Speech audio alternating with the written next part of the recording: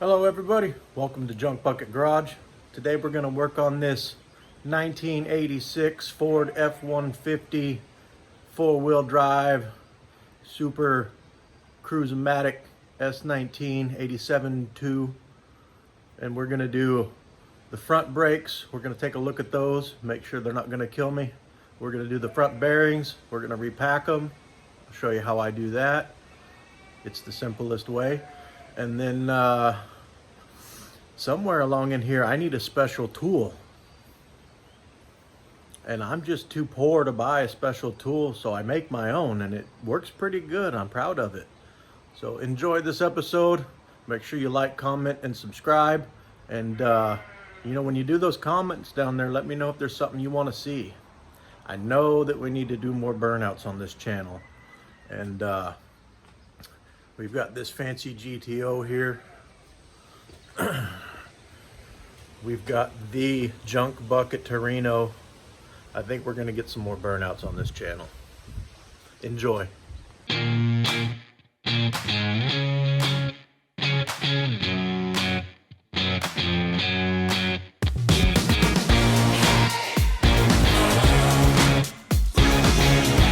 All right. So I soaked that with the sprayifier liquid. And now, if you don't have any of these and you're doing brake line stuff, you invest yourself in some of these flare nut wrenches. They just go on there a little tighter than an open end, but they got that slot there where you can get them past that brake line. And they'll keep you from stripping that nut out if someone hasn't already done that for you. So I got these ones, and these come in numbers that I don't understand. That are too high for me to count to. And we're just gonna give it a try. And what I like to do to keep from stripping those out is when you start turning that, you're gonna just take your persuader little here and tap, tappy, tap, tap, and try to shock that loose a little bit. And that's gonna be the downward. It's gonna be the way that comes off.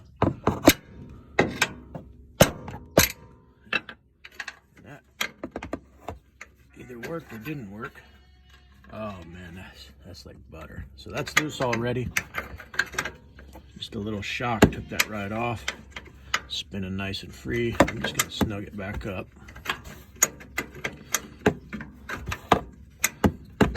Yeah, okay. Now I'm gonna go to work on this clip right here. It's on the back side, and it's one of them pickle forks that drive up in there. So we'll have to reach in there with a screwdriver or something, pull that down, make sure that's loose. And I can do that with my fingers now, so I'll get that clip out of there. So this is loose, and then unscrew that. This end out here is a banjo bolt, and then this new shiny thing will go right on there. All right, and the same thing on the other side. Let's get that clip out of there, huh? Just gonna... Alright, so I got that brake line off. And this one, the clip is a little different. Well, what did I do with it now? Instead of just popping on there, it actually slides down over this little catch here with that forked end, like that, and then that snaps over the top and holds it in place. And I've never ran into one of these before, and I'm gonna tell you what, we had this little struggle getting that off of there. There was words exchanged.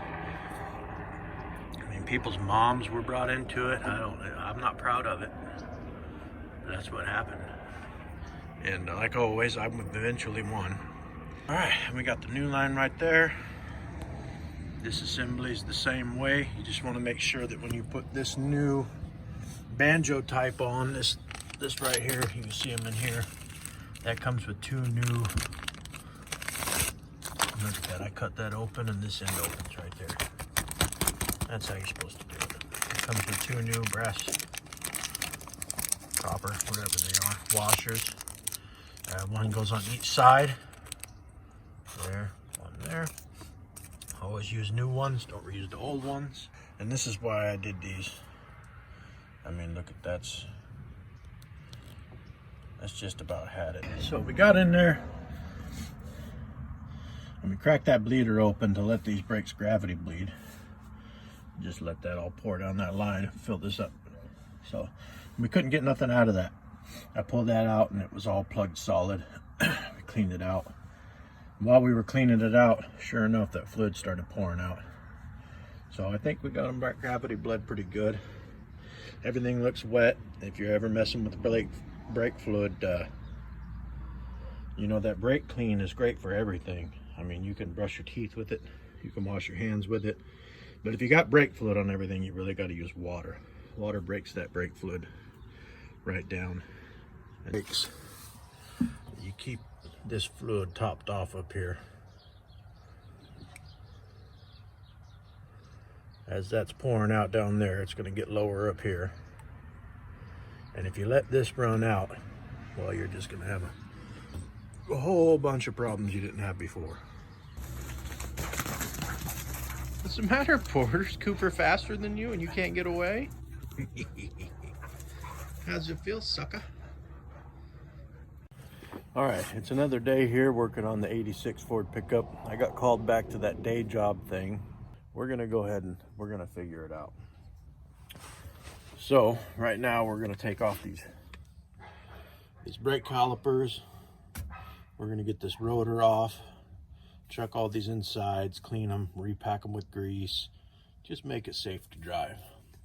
Those pads are, I mean, look at that. Those got another 200,000 miles on them. And we're gonna continue working. We'll get this truck on the road. Ha! Hey, there was a bug living in that one. What do you know? Now what you want to do is what I didn't do, and you want to be prepared when you pull this caliper off to hang it from something. Because we got these nice shiny new hoses on here, and we just don't want to hang that off of those because, you know, they're shiny and new, and that's about the only thing on this truck that is. We don't want to break it. So I'm going to get some, I usually just use some zip ties and I'll hang it off of something. I'll probably hook right to that. I'll do some math.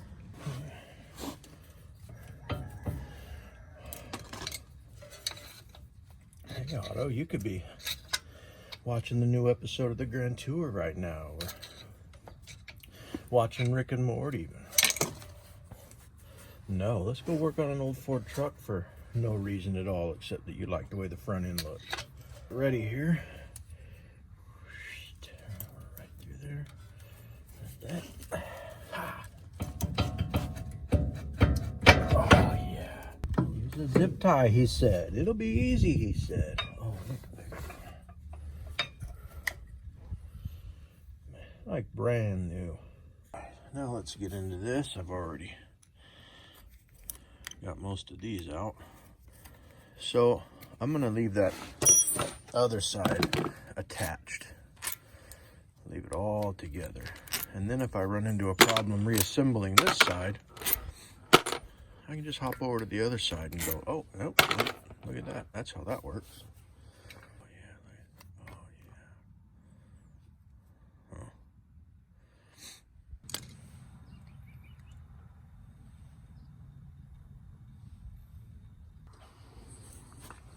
Okay, so I found out on these, you have to have a special tool. It's got 4 prongs.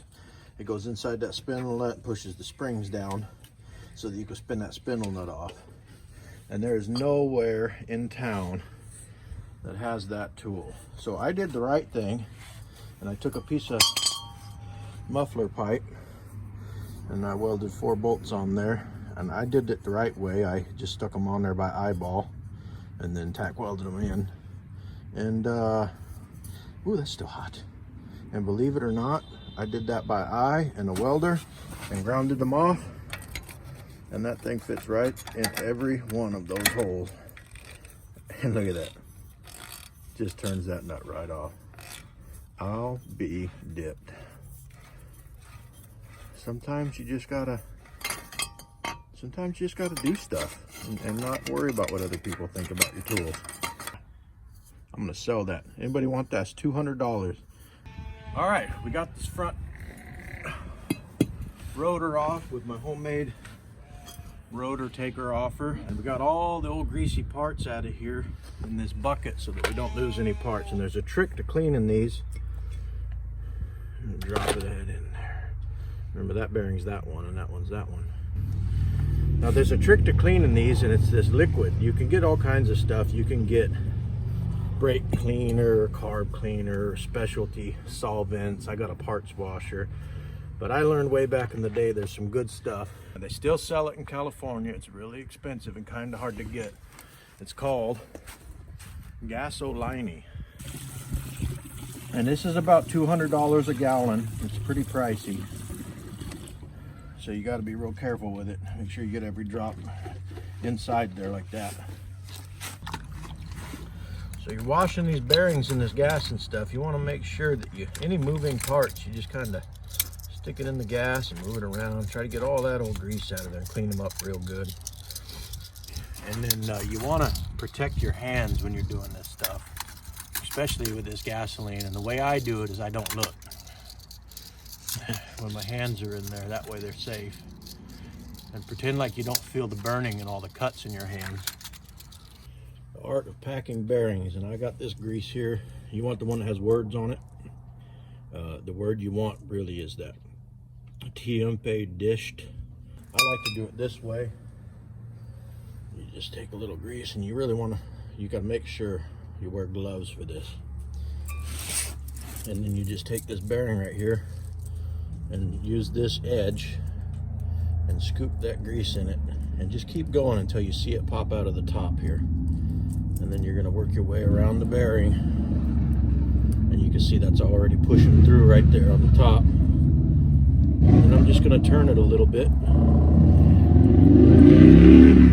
Keep working my way all the way around that bearing until that grease is packed all the way through. All right. Don't drink that.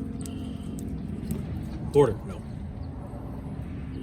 And like I said, make sure you wear gloves when you do this, or your wife won't ever let you touch her again. It's like finger painting when you were a kid. Now that we got that rear bearing in, we're going to put a new seal on the back of that. And just start that real easy. Make sure it stays there. That's not right. Why do you do that? How do you do that?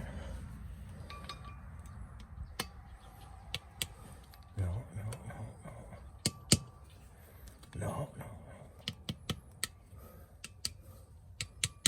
Me. Baby Jesus.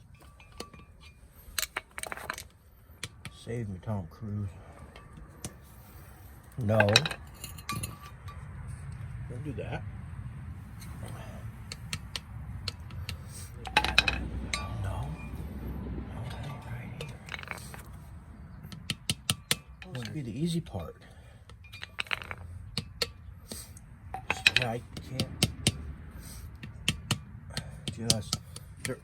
Just throw the whole truck. Come on.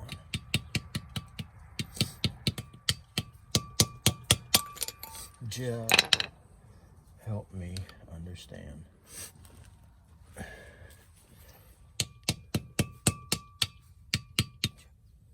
That's a good fit. Don't. Why are you doing this to me? Just go in. Just go. You're gonna make me do this, aren't you? How about now?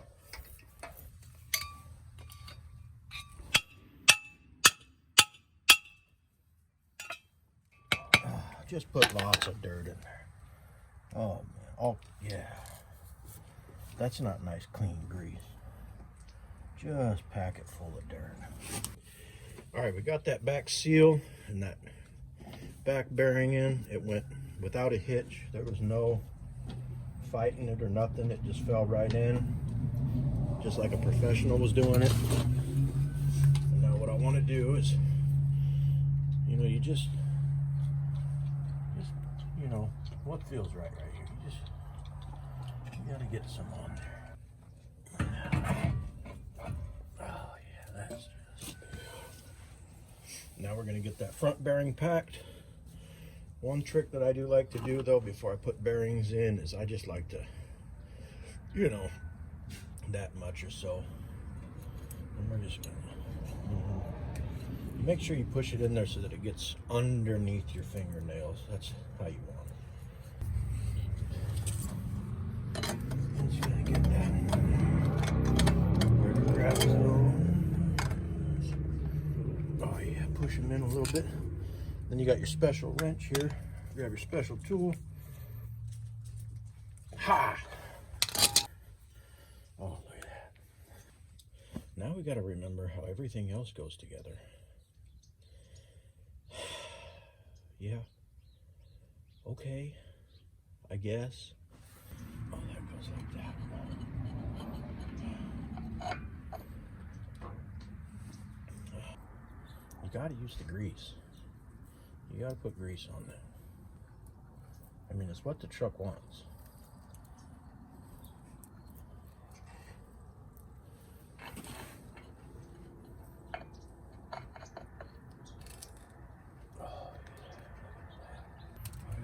Thing right here, is that what it is? Is this what was next? And all that screw is there for is to add a little lip that catches that ring where it can't shoot out on a guy. And now what I think we'll do is we'll just go ahead and retain that a little bit with a little bit of this retainifier. Oh, man. Maybe we'll even use this one right here. I don't know. I like that idea. And if you find yourself talking to yourself, you just got to say self. That's all right. For it.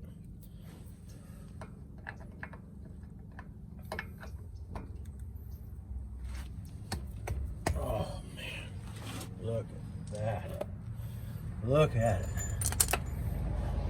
Like a glove. Hey, Porter. This is our new foster puppy. This is Porter, the new shop supervisor. He's going around checking things out for me, making sure they pass the sniff test. Okay, so this hub should spin until I do this thing right here.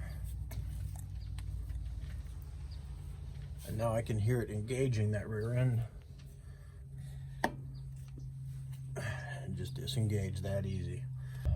I wonder if my neighbors think I'm just over here talking to myself all day. This is the point where my wife would be saying, explain to me what you're doing. I don't know. And I just stabbed myself for real.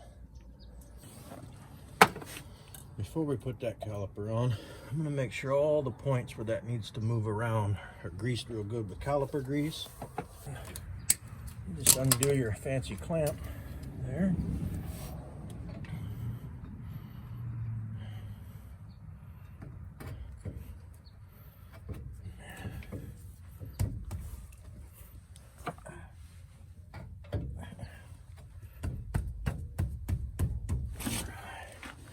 Oh, we're doing good now. Let's get a little bit of that right there.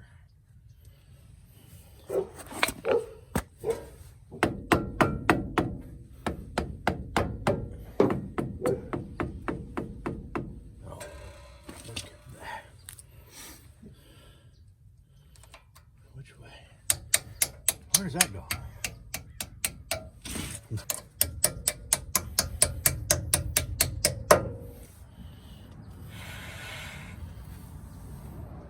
Make sure you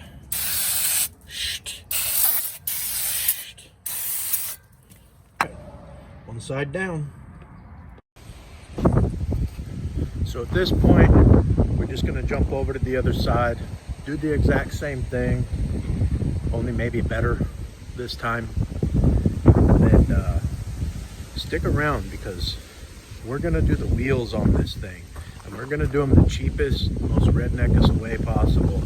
And they turn out pretty good. I like them. So at some point in your hot rod or your classic car or your restoration or your revival, you're going to have to decide, do I need to paint this thing?